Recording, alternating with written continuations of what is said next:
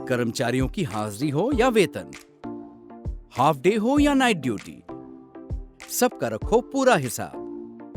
पूरे स्टाफ को मैनेज करो एक साथ एक ही ऐप पर। डाउनलोड पगार खाता। नमस्कार, आप देख रहे हैं एमपी तक, आपके साथ मैं हूं अमित तिवारी। कमलनाथ ने क्या दावा किया कि हनी ट्रैप कांड की जो सीडी है उनके पास है। सीडी को लेकर दावा करने के बाद अब कमलनाथ जो है वो घेरे में घिरते हुए नजर आ रहे हैं और अब तो बड़ा हमला बोल दिया गया है कमलनाथ पर बीजेपी की तरफ से। बीजेपी की तरफ से यह हमला बोला है बीजेपी के प्रदेश अध्यक्ष बीडी शर्मा ने। सीधे हमला बोलते हुए कमलनाथ को कह दिया, पूर्व मुख्यमंत्री कमलनाथ को लेकर कह दिया, बड़ा बयान देते हुए कह दिया, अगर आपके पास सीडी है या तो सीडी को आप दे दीजिए या फिर जेल जाइए। जरा सुनिए बीडी शर्मा कैसे निशाना साध रहे हैं। कि कमलनाथ जी ने जो कहा है ये अत्यंत गंभीर बात है कि कोई भी किसी भी प्रकार का जो केस अंडर सब जुडिशियस हो, हाई कोर्ट के अंदर उस पर सुनवाई चल रही है और उस केस के अंतर्गत आप जब मुख्यमंत्री थे तब वो केस सामने आया था और उसके जितने भी साक्ष्य एसआईटी के गठन के बाद सारे साक्ष्य एसआईटी पर थे। आपने मुख्यमंत्री पद और गोपनीयता की शपथ का दुरुपयोग लेकर के उन साक्ष्यों को छिपाया, अपने पास रखा, जो अपने आप में बड़ा अपराध है। और कमलनाथ जी ने कहा, बार बार कहा कि हाँ मेरे पास है, तो भैया सुप्रीम कोर्ट को अपने हाई कोर्ट को आपने एसआईटी के सामने क्यों प्रस्तुत नहीं किया? अभी कल मैंने पेपरों में पढ़ा है कि एसआईटी ने आज उनसे कहा है कि आप उस सीडी को जमा करो, हमको दो। अगर सीडी आपके पास है तो फिर सीडी कहां से आई, किसने आपको दी? आपने साक्ष्यों से छेड़खानी की, मुख्यमंत्री रहते हुए पद और गोपनीयता की शपथ का दुरुपयोग तो किया ही है। दूसरा, अपने मित्र साथी आपके पूर्व मंत्री पर जो महिला मित्र ने आत्महत्या की उनके कारण से, उसको बचाने के लिए आपने उन साक्ष्यों का दुरुपयोग करने का एक दबाव डाला पुलिस के ऊपर। ये और बड़ा अपराध है। तो इसलिए कमलनाथ जी, मैंने कहा था पहले दिन, या तो मध्य प्रदेश की जनता से माफी मांगो कि मैंने झूठ बोला, क्योंकि आप झूठ के पुलिंदा हो।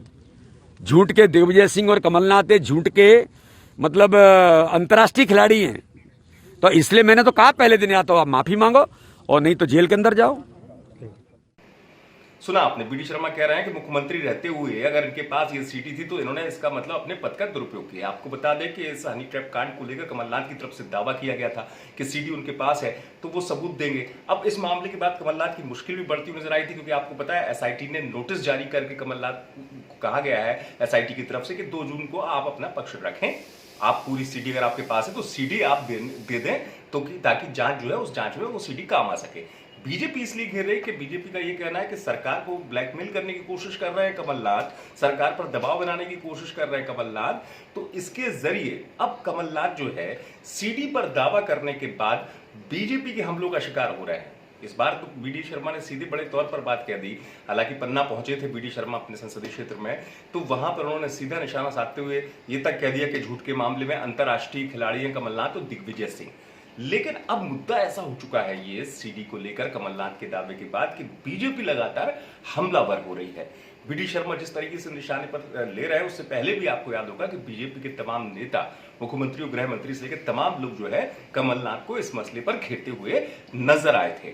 अब यही वजह है कि सीडी पर कमलनाथ के दावे के बाद बीजेपी के जो प्रदेश अध्यक्ष हैं बीडी शर्मा, वो एक बार फिर मुकर हो गए और सीधा हमला बोल दिया कमलनाथ पर और निशाना साधते हुए ये कह दिया कि या तो आप सीडी दे दीजिए या फिर आप जेल जाइए। तो कुल मिलाकर जो सीडी का मसला है वो प्रदेश की सियासत में गरमा रहा है। कमलनाथ के दावे के बाद बीजेपी हमलावर हो रही है और अब सीडी का ये मसला प्रदेश की सियासत में अहम हो चुका है। कमलनाथ के दावे के बाद बीजेपी को मौका मिला बोलने का कमलनाथ के दावे के बाद, लेकिन सवाल यह है कि कमलनाथ ने जो दावा किया है और अब एसआईटी के सामने चूंकि उनको पेश होना है, एसआईटी की तरफ से नोटिस जारी किया गया है, 2 जून तक कमलनाथ को पेश होना है, तो अब क्या होगा ये देखने वाली बात होगी। इस मामले में कमलनाथ ने जो दावा किया है उसके बाद एसआईटी का बुलावा और उसके बाद अगला कदम, ये देखने वाली बात होगी।